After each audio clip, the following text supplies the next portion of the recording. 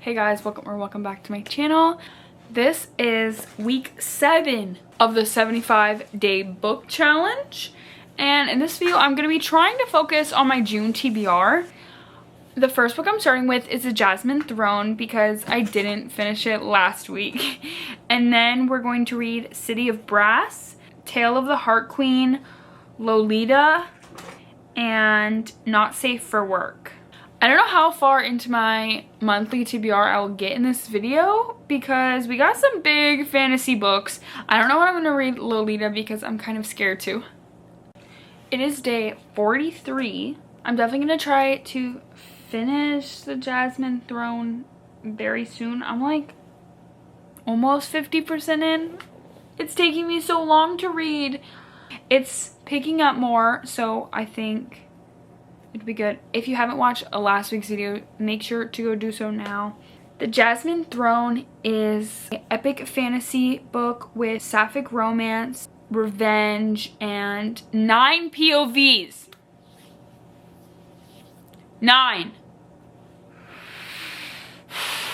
I think I would have been okay and actually amazing if it was just Priya and Millennia. I don't know how to say her name. If it was just the main two girls, I'd be fine with that. Millennia?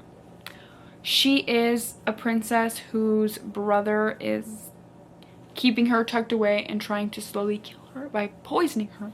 And she wants to get out. She wants revenge. She wants freedom. Priya is her handmaiden and is thrice born and has magical powers that she uses from nature spirits, and she's one of the only children who survived this massacre that happened some time ago.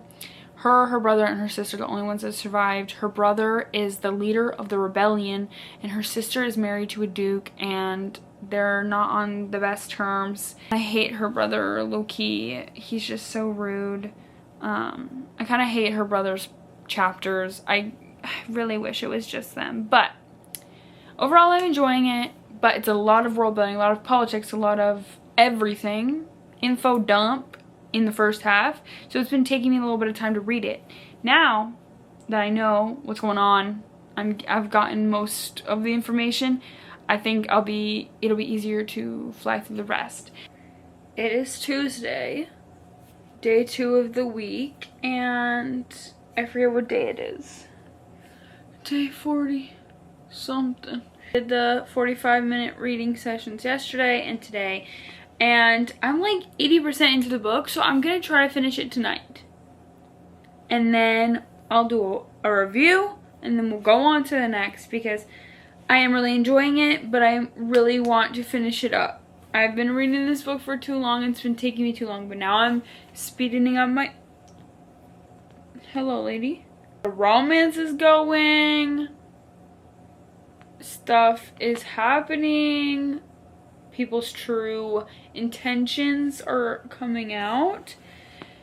It's getting crazy. Lady. She's trying to burrow under the blankie. I feel like I should read Not Safe for Work next. And then read City of Brass, because City of Brass is also a heavy, like, I'm pretty sure it's an epic fantasy as well. And it's also chonky. So I feel like I might need a break. So I think I'm going to do Not Safe for Work next, and then City of Brass. Hello. So I finished The Jasmine Throne yesterday. I rated it 4.25. I would have rated it higher if there weren't so many POVs, because that did kind of take me out of it a little bit.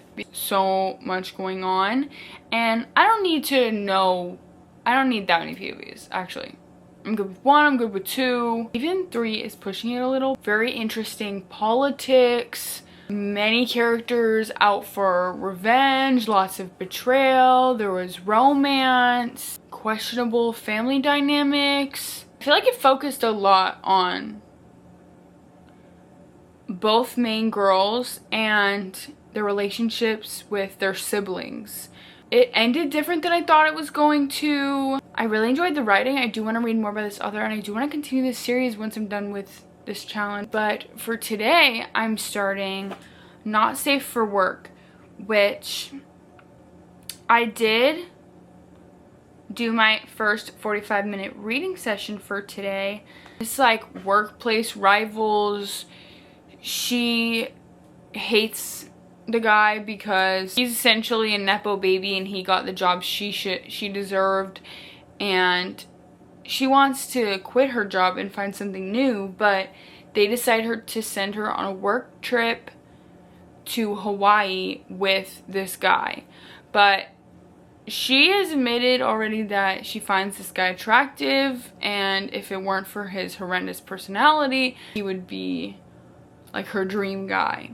But they tell her that they're sending her on this trip because they need to diversify the face of their company. She agrees to go on this trip, giving this job one last chance before she decides to move on completely and get a new job. I'm gonna go do some more reading. I'm so tired. I did my second reading session yesterday, like 40% into the book. It's giving the summer vibes, but I feel like their attraction to each other, at least right now, pretty much just feels like a physical attraction. They're definitely starting to flirt with each other, but it feels like they're just physically attracted to each other as of right now. They're at this work retreat, like getting in petty arguments and doing it in front of other people, and she was flirting with this one guy, and then he was getting all territorial, even though at that point nothing had happened, and still nothing has happened between them, but they hadn't even started like flirting yet. And he was like going over and putting his arm around her and be all, boy, no. It's like, okay. I think the story just feels like a little generic. Like it feels like nothing special, nothing new. I didn't get to film yesterday, sorry. Both reading sessions I read Not Safe for Work. I read for exactly the time that I needed to, no more. I've finished the first 45-minute reading session, and I'm gonna go ahead and finish up Not for Work during the second reading session. After that, I'm going to start City of Brass. So I might have a couple minutes left over. Tomorrow's Saturday, which is will be day 48, and then Sunday, day 49. And then next week starts week 8, and the first day will be day 50, which we're pretty far into this challenge, feeling crazy. We're getting through my TBR. I'm doing pretty good. After this week, we'll have to do a reevaluation, see where we are, but we're definitely hitting my original goal of getting my TBR to 75 books because we're super close as of right now. So we're definitely going to hit that. Not Safe for Work, I don't know how I feel. It's bingeable, it's fun to read. I know I like this author. There are points that have cringed me out a bit. It just kind of feels a little generic. They're definitely forming a better bond and getting to know each other better on a personal level. It's not just physical, but there are a lot of intimate scenes. It's getting quite enough. I'm like, okay, all right, like, can we like have something actually happen? Like I thought that maybe they'd be back from Hawaii by now. I feel like they've been there forever because we spent so much time in their hotel room. Sometimes with books like this, that can really hinder the experience. It's like, okay, we know they're good there, that's great, but let's work on the emotional connection, let's see, like, let's have them get to know each other more. How about we talk about his ex that keeps calling him and texting him every single day? How about we talk about why she doesn't want to date someone she works with, which she just started talking about it, and it was just a brief conversation. He was like, oh, I want to talk about this later. She's like, no need. Girl, yeah, I need. If you guys are going to be together, you need to talk about this stuff. She doesn't think they're going to be together because she's like, oh no, I can't do it. And he's like, it's not against the rules to date a coworker, by the way. But neither of them even want to work for this company. Originally, I thought that she was gonna leave at the end and go off to a better job. But then we found out that he doesn't even want to work there. So maybe he will leave and go somewhere else and she'll get a good opportunity in the job. But they both seem like they don't like it. So are they both gonna leave? I feel like usually in a workplace romance, either one person leaves the company or they get a promotion in another department, so they're not like, it's not a power dynamic thing or whatever it may be. So I don't know how that's gonna go, but either way, they need to talk about it more. I feel like they're spending a lot of time together not talking, doing other things. But they need to get to know each other better, I feel like. Which, she's made some friends on this trip, and I do like that. I do really like them. I feel like her relationship with the women in these books is really good, and I really like that. But this is a romance book, so I feel like we should work on them getting closer. I feel like it's slowly happening as the book progressed, but it was definitely more a physical thing before an emotional thing. And I don't know, I kind of prefer them to have a connection before we get into all this. Also, she's a fantasy reader. He's like, oh, have you like thought about us ever? He's like thought about her coming into his office and shutting the blinds. Boy. Ugh.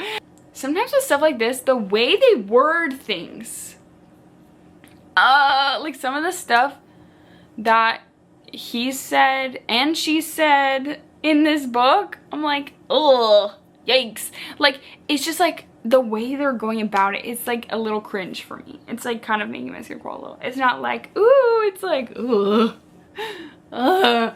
But he goes, oh, have you thought about us before? And she's like, yeah, I thought about you. I'm sorry. I thought about you coming to, like, you're the villain and you're coming. You're the villain and you're coming to steal me away and take me to your dungeon. You're giving us fantasy girls a bad rep, okay? You throw me over your shoulder and steal me away to your evil villain lair. Oh my god. And he's like, oh yeah, we can definitely do that. Let me search up villain lairs on Airbnb.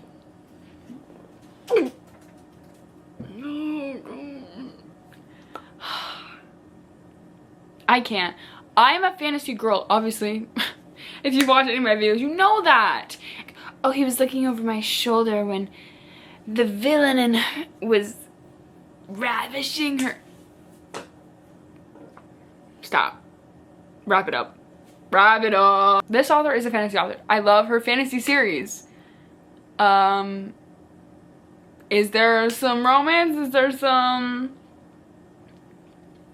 intimate scenes? Yes. But it's a really big book series, and they're perfectly timed. It's not too much. There's lots of world building, lots of magic, there's lots of betrayal. All of this stuff is going on, and those types of scenes are sprinkled in, and they're like, it's good. It's a good balance. This, because I think it's just one romance book and it's short and it's all packed in, she wanted all of that she has in her fantasy books to just be squished into this one book, and it's like, seriously, many chapters, probably 100 pages of this like 300-page book that is just them getting it on. Like, we only have 300 pages for me to believe that this couple is going to last a lifetime, and like, I don't know, maybe I just prefer more of a slow burn.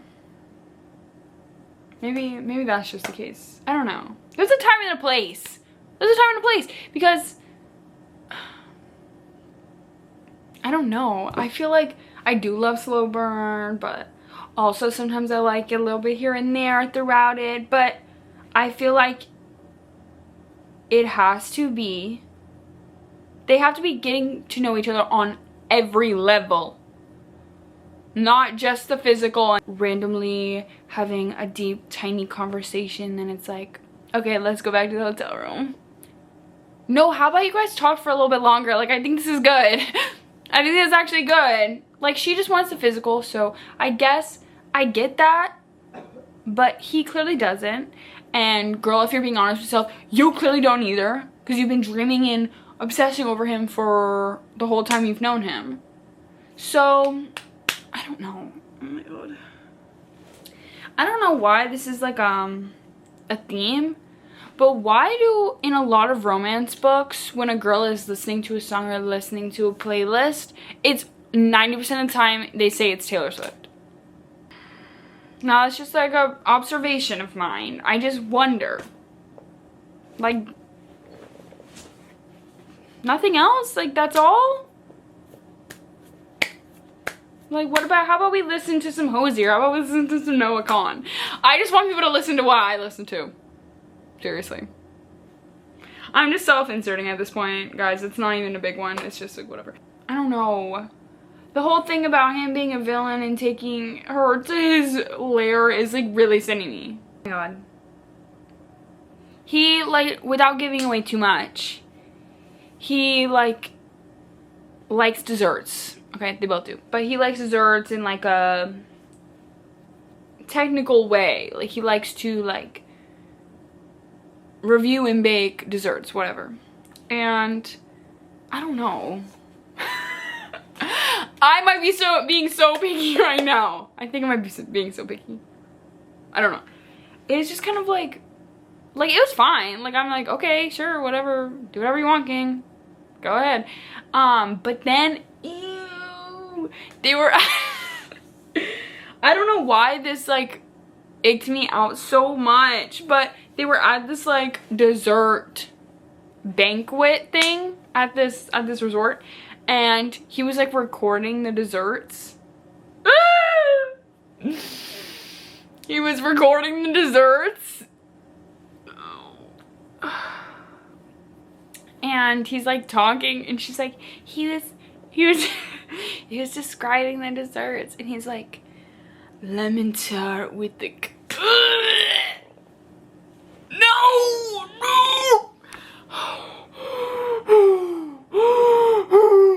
I'm hyperventilating. No, I can't. No. Oh my god. I feel like I know I'm being so dramatic about this, but it actually, I don't know why, it's like actually giving me like full body chills. He's like, lemon meringue with a coconut cream top and a lavender cookie. Like, he's like pinning lavender cookie with the glaze. Ah! I just like picturing that. Ew. And he's doing it, he's saying it out loud.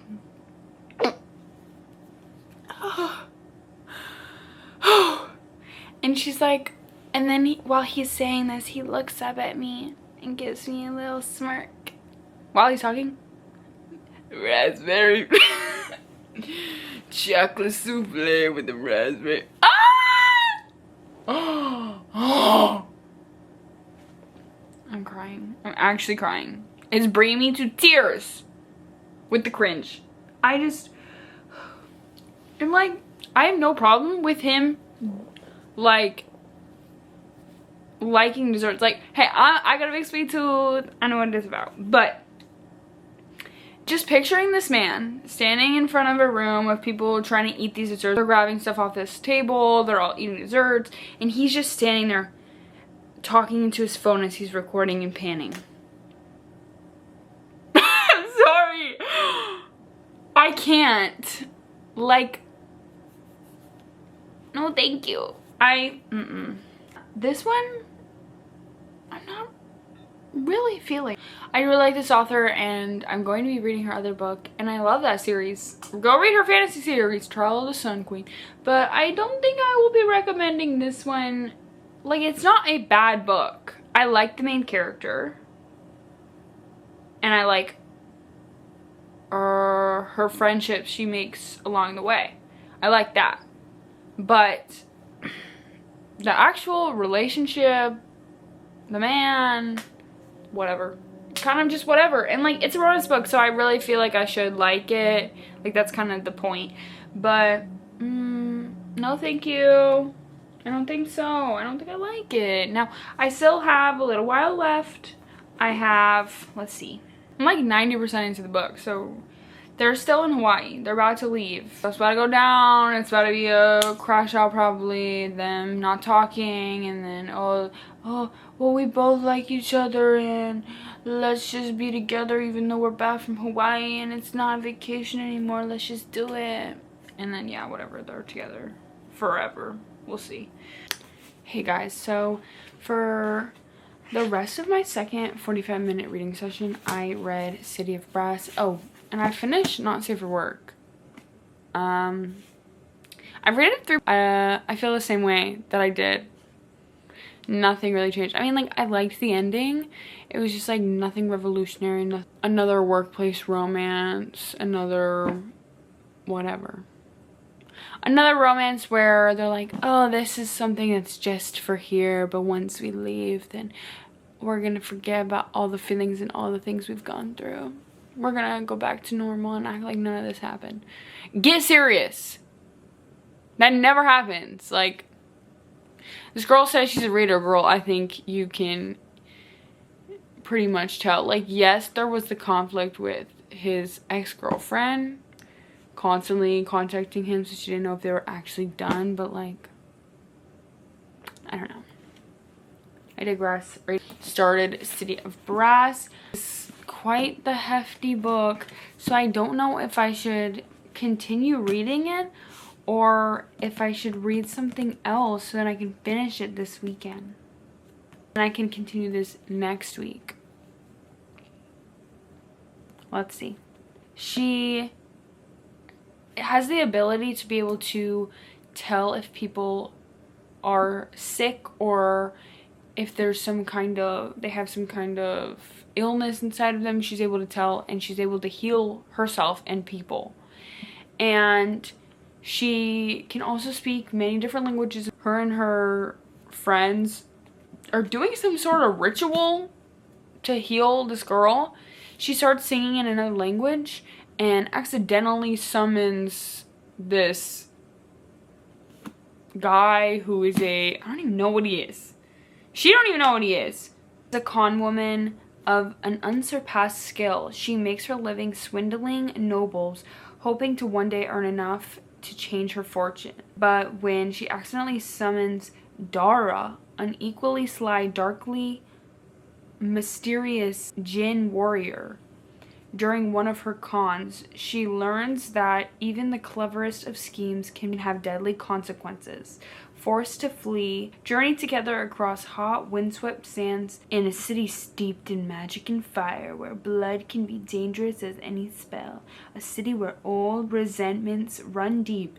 Her presence threatens to ignite a war that has been simmering for centuries. It's really interesting so far, but since it's super hefty, I might wait to read more later, starting Monday, which will be day 50. Tomorrow I might start Vespertine, I think I say. I don't even know. I read another book by this author during this challenge, I think. Oh, I think it was Sorcery of Thorns. Yes. Oh Lord, I didn't really care for that. The dead do not rest. She is training to be a Grey Sister, a nun who cleanses the bodies of the deceased so that their souls can pass on. Otherwise, they will rise as spirits with ravenous hunger for the living. She would rather deal with the dead than the living, who trades whispers about her sacred hands in troubled past. When her convent is attacked by possessed soldiers, what? She defends it by awakening an ancient spirit bound to a saint's relic. Oh, okay. What? As she unravels the sinister mystery of saints, secrets, and dark magic, she discovers that facing this enemy might require her to betray everything she has been taught to believe. Okay, in both books by her, it's like she was raised to think one thing, but then something happens where now she might have to go against them, and not everything she's been raised on is what it seems. It's not real. So, okay. Is Saturday. I'm starting Vespertine. How do you say it? That's how I've been saying it this whole time, and I have no idea, actually. Wait, let's think. How else would this be said? Vespertine. Vespertine? I don't know. Either way, I'm starting it, whatever the frick it's called. Whatever it's called, I'm starting it. And it's actually pretty late, but so